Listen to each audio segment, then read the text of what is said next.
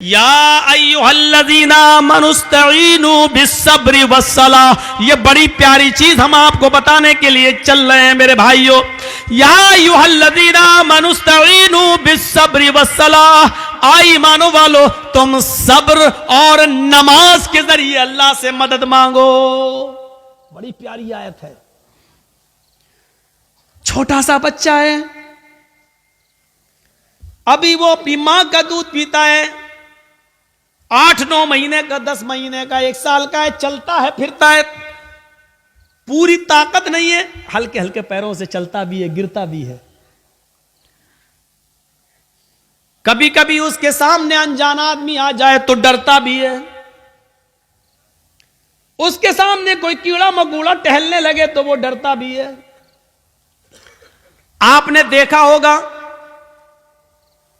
मां ने अपने बच्चे को छोड़ा, चलना सिखा रही है, थोड़ा चलता है गिरता है, थोड़ा चलता है गिरता है। मां थोड़ी दूर हटके देखती है, देखे कितनी दूर जाता है बच्चा।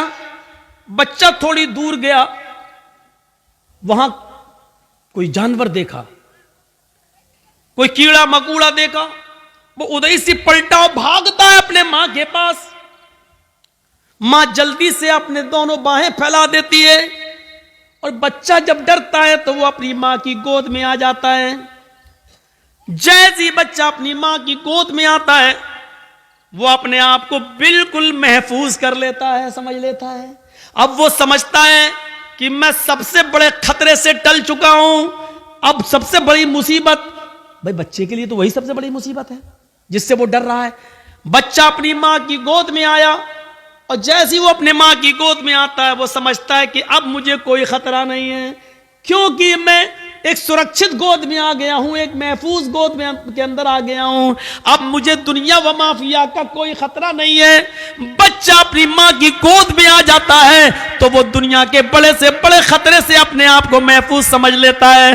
कुरान यही फरमा रहा है, लोगों नमाज ये मां की गोद है। तुम्हारे लिए बड़े से बड़े खतरे जब तुम्हारे सामने आए, बड़ी से बड़ी मुसीबतें जब तुम्हारे सामने आए, बड़े से बड़े खौफनाक मरहले जब तुम्हारे सामने आए, तो तुम नमाज की आगोश में आ जाओ, नमाज की गोद में आ जाओ। जब तुम मस्जिद में आ जाओगे, नमाज की आगोश में आ जाओगे, तो तुम उस खतरे से महफूज हो गए। नमाज अपने नमाजी को अपनी गोद में ऐसे ले लेती है जैसे मां अपनी गोद में अपने बच्चे को ले लेती है। जैसे बच्चा मां की गोद में आकर अपने आप को महफूज समझ लेता है, ऐसे ही नमाजी नमाज के अंदर अपने आप को महफूज समझ लेता है।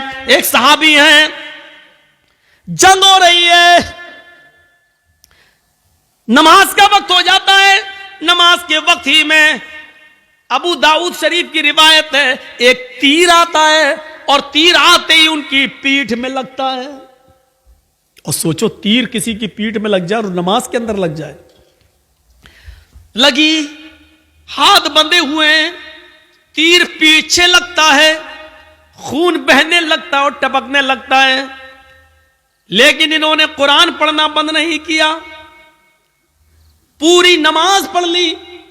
जब सलाम फेरा, अस्सलामु अलैकुम वरहमतुल्लाह, अस्सलामु अलैकुम वरहमतुल्लाह, लोग उनके पास आए, साहब ये क्या किया तुमने? इतना खतरनाक तीर आधे से ज्यादा तुम्हारी पीठ में घुस गया, खून से पूरी चटाई भीग गई, तुम्हारा कपड़े लहूलुहान हो गए और तुम नमाज में मसरूफ हो। उस सहाबी ने जवाब दिया, जब मैं नमाज पढ़ रहा था, अल्लाह की कसम मेरी पीठ में कब तीर लगा मुझे पता ही नहीं चला, इसलिए कि मैं सूरह कहफ की तिलावत कर रहा था और सूरह कहफ की तिलावत करते हुए मुझे इतना मजा आ रहा था, इतना इंजॉय मिल रहा था। सूरह कहफ की तिलावत ने मुझे तीर की तकलीफ भुला दिया, मुझे पता ही नहीं चल रहा है कि मुझे तीर लगा है। ये तो तुम अभी बतला रहे हो कि मुझे तीर लगा है, अब देख रहा हूं कि ये खून है, मुझे तो एहसास ही नहीं हुआ। गौर कीजिए, कितना बड़ा खतरा था तीर का लगना, और उनको पता ही नहीं, क्योंकि वो नमाज की गोद में थे, नमाज की आगोश में थे। सोचो मेरे प्यारे साथियों, आज हमारी भी नमाजें हैं, हम पढ़ते हैं और एक छोटा सा मच्छर काट ले तो हम जल्दी से गाल मसलने लगते हैं, मच्छर मारने लगते हैं, इसलिए कि हमें कुरान की तिलावत में मजा ही नहीं आता है। वो कह रहे हैं कि हम ऐसे सूरह कहफ पढ़ रहे थे, सूरह कहफ की तिलावत में मुझे इतना मजा आ रहा था, इतना एंजॉय आ रहा था कि मुझे पता ही नहीं चला कि मुझे कब तीर लगा। या अय्युहल्लज़ीना आमनुस्तईनु बिस्सब्रि वस्सलाह, आई ईमानो वालो तुम सब्र और नमाज के जरिए अल्लाह से मदद मांगो, सब्र और नमाज के जरिए अल्लाह से मदद मांगो, सब्र और नमाज के जरिए सब्र करो और नमाज आगोश में आ जाओ नमाज के। और जब तुम मांगो तो अल्लाह, जब नमाज पढ़ोगे तो अल्लाह तुम्हारी सब सुनेगा।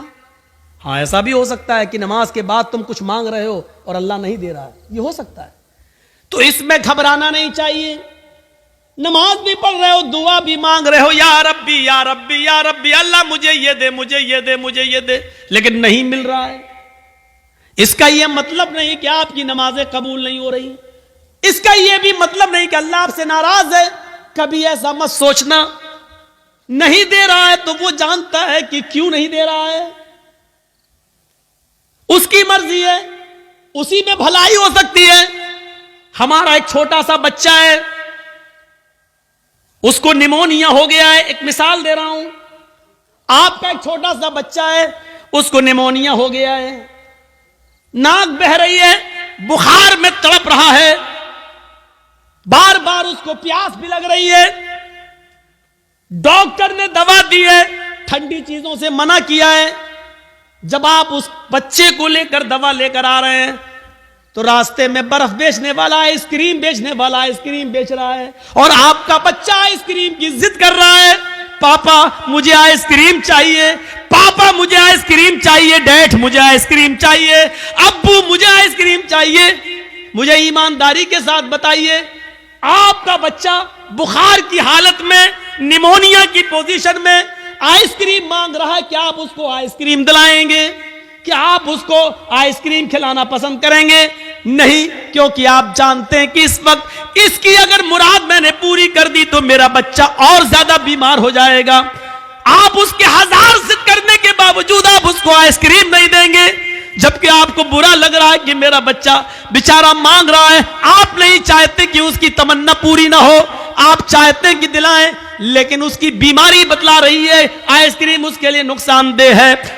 आप बाप होते हुए भी अपने बच्चे को आइसक्रीम नहीं दिलाएंगे, क्योंकि आप जानते हैं कि मेरे बच्चे के लिए क्या अच्छा है क्या बुरा है। आप कहिए अल्लाह मुझे ये दे, मुझे ये दे, मुझे ये दे, और नहीं मिल रहा है तो नाराज मत होइए, क्योंकि आपका रब जानता है आपको क्या देना है और क्या नहीं देना है, वो क्यों नहीं दे रहा है आपको। इसमें अल्लाह ताला से शिकवा मत करिए, शिकायत मत कीजिए। हो सकता है उसका न देने में ही भलाई हो जो चीज आप मांग रहे हो।